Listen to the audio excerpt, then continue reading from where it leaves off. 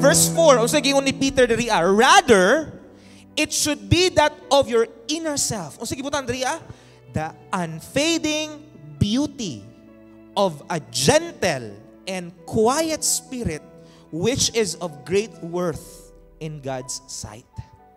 So mga anak sa Ginoo na mga babae, God is telling you to have a gentle and quiet spirit, and this kind of characteristic is worth, great daw ang worth at tubangan sa mata sa Ginoo.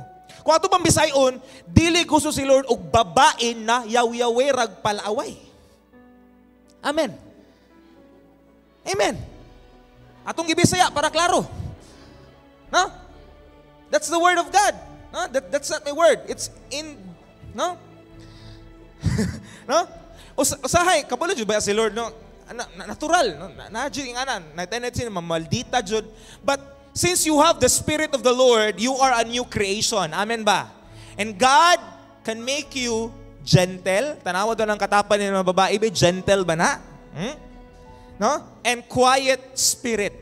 And this is a great worth in God's sight. Hallelujah!